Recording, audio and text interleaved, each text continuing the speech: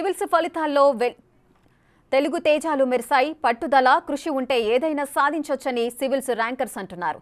నిరుత్సాహపడకుండా లక్ష్యం వైపుగా వెళ్తే విజయం సాధిస్తామని అంటున్నారు.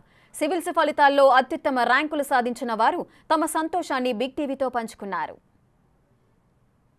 సబ్జెక్ట్ అయినా సరే ప్యాటర్న్ చూడండి, అంటే పాలిటీ, ఎకానమీ, ఎన్వైర్న్మెంట్ ఇవన్నీ ఏ ఇయర్ ఎన్ని క్వశ్చన్స్ వస్తున్నాయి. కొన్ని ప్రిలిమ్స్కి ఎక్కువ ఉండొచ్చు, కొన్నిటికి మెయిన్స్కి ఉండొచ్చు. నేనేమంటా అంటే అసలు మనం ప్రిలిమ్స్ ఒక అటెంప్ట్ ఇద్దాము అనుకుంటేనే ముందు మెయిన్స్ ప్రిపరేషన్ లెవెల్ అయిపోవాలి. అంటే ఆ ప్రిలిమ్స్ వచ్చాక ఆన్సర్ రైటింగ్ స్టార్ట్ చేద్దాం, ఆప్షనల్ స్టార్ట్ చేద్దాం, ఇలా ఉండకూడదు. ముందే అయిపోగొట్టాలి, అంటే ఒక టెస్ట్ సిరీస్ రాసి సిద్ధంగా ఉండాలన్నమాట. ఎందుకంటే ప్రిలిమ్స్ రాసాక మనకి మ్యాక్సిమం 3 months ఉంటుంది. అప్పుడు మనకి రివిజన్ చేసుకోవడానికే సరిగ్గా సరిపోదు. అదే నేను ఎక్కడో సరిగ్గా చేయలేదు, అందుకే లాస్ట్ టైం రాలేదు అన్న భావన కలిగింది నాలో. అదొకటి. ఇంకొకటి, ఏ సబ్జెక్ట్ అయినా సరే జస్ట్ మార్క్స్ కోసం చదవకూడదు. దాంట్లో ఒక కోర్ థీమ్ ఉంటుంది, అది మనం ఇంబైబ్ చేసుకోవాలి అని నేను అనుకుంటాను. ఎందుకంటే అదే మన ఆన్సర్స్లో రిఫ్లెక్ట్ అవుతుంది. ఇంకా ప్రతి ఒక్కరికి ఒక ప్రిన్సిపల్స్ ఉండాలండి. అందుకే ఎథిక్స్ పేపర్లో వాళ్ళ క్వశ్చన్స్ కానీ కేస్ స్టడీస్ కానీ అలానే అడుగుతున్నారు. మన ట్రూ క్యారెక్టర్ బయటకు వస్తుంది. IPS వచ్చినా లేకపోతే IRS వచ్చినా ఏదైనా అది మన కంట్రీకి సేవ చేయడమే. దానిలో ఆ డొమైన్లో ఏదో ఒకటి దొరుకుతుంది. సో నాకు ఏదొచ్చినా నేనైతే అది ఖచ్చితంగా దానికి న్యాయం అయితే చేస్తాను. నాకు ఎప్పుడు సమాజానికి ఏదైనా ఉపయోగపడే పని చేయాలి అని ఉండింది. అదే కాకుండా చాలామందికి మంచి చేయాలి అని ఉండింది. సివిల్ సర్వీసెస్ ఆ ప్లాట్ఫామ్ ఇస్తుంది. అండ్ ఇప్పుడు చూసుకుంటే మనకి దేశంలో అగ్రికల్చర్, విమెన్ ఇష్యూస్, అర్బనైజేషన్లో చాలా చేసే స్కోప్ ఉంది. అవన్నిట్లో సివిల్ సర్వీసెస్ ద్వారా నేను వర్క్ చేయొచ్చు అని నేను ఇది ఎంచుకున్నాను. ఇంటర్వ్యూ చాలా బాగా జరిగిందండి.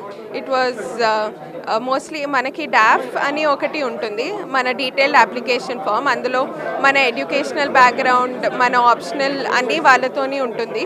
సో నా ఇంటర్వ్యూ మోస్ట్లీ డాఫ్ నుంచే క్వశ్చన్స్ వచ్చినాయి. దాని తర్వాత ఫార్మర్స్ గురించి క్వశ్చన్స్ అడిగారు. నేను క్వశ్చన్స్ బాగా ఆన్సర్ చేయగలిగాను. చాలా హ్యాపీగా ఉందండి. ఒక 2 attempts తర్వాత 3rd attempt సక్సెస్ చూసినందుకు చాలా హ్యాపీగా ఉంది. Administrative service is my favourite అండి. So any service also I will try to make the best out of it. ఒక డాక్టర్గా ఉండడం వల్ల నాకు ఎక్స్ట్రా ఆ డాక్టర్గా ఉండడం వల్ల వచ్చిన క్వాలిటీస్ని I definitely make into the services also. ఒకటే అండి, because the consistency and motivation is the only key. Because ఒకరోజు మీరు చాలా మోటివేటెడ్గా ఉండి చాలాసేపు చదవచ్చు, the next day will definitely అంత టైం ఇవ్వలేం మనము. Because I myself experience the same. ఒక 2 days చాలా మోటివేషన్తో, చాలా హైతో చాలా చదివేస్తాం, తర్వాత చదవబుద్ధి కాదు. అయినా కూడా ఆ ఆబ్స్టికల్స్ అన్నిటిని దాటి కన్సిస్టెన్సీ మెయింటైన్ చేసి, లేదు we can go through. First of all ఎవరు మనల్ని నమ్మినా నమ్మకపోయినా మనల్ని మనం నమ్ముకొని మనల్ని మనం ముందుకు తీసుకెళ్తే దిస్ ఇస్ డెఫినెట్లీ అచీవబుల్ అండి.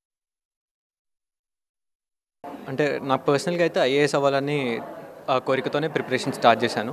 హోప్ఫుల్లీ వస్తే వచ్చిన సర్వీస్ ప్రకారంగా పనిచేద్దామని ఉంది. కానీ కొన్ని ఏరియాస్ ఎక్కడైతే వర్క్ చేయాలంటే కొన్ని డిజేబిలిటీ రిలేటెడ్ ఇష్యూస్ కానివ్వండి, హెల్త్ రిలేటెడ్ ఇష్యూస్ కానివ్వండి, చాలామందికి హెల్త్ యాక్సెస్ లేక బర్త్లో ప్రాబ్లమ్స్ అవ్వడం కానివ్వండి, లేకపోతే అవేర్నెస్ లేక ఏమన్నా అవ్వడం కానివ్వండి, అలాగే ఎడ్యుకేషన్ వైజ్గా కొద్దిగా వర్క్ చేయాలని ఉంది. ఇవి major areas. First time prelims clear అయింది. This is my 4th attempt. And every time మెయిన్స్లో I kept improving. And last year Balatha madam గారి దగ్గరకు వచ్చాను. మేడం గైడెన్స్లో నా మార్క్స్ చాలా పెరిగాయి. అండ్ ఈసారి I could make it into the list. And through out the journey నాకు మా పేరెంట్స్, మా గ్రాండ్ ఫాదర్, మా అత్త చాలా సపోర్ట్ అండ్ హెల్ప్ చేశారు. And I really thank them for being there. And ఒకటే నేను చెప్పాలనుకుంది, మా తాతగారు నాకు చెప్పింది, ప్రతి రాత్రి తర్వాత వెలుతురు వస్తుంది, సూర్యుడు వస్తాడు.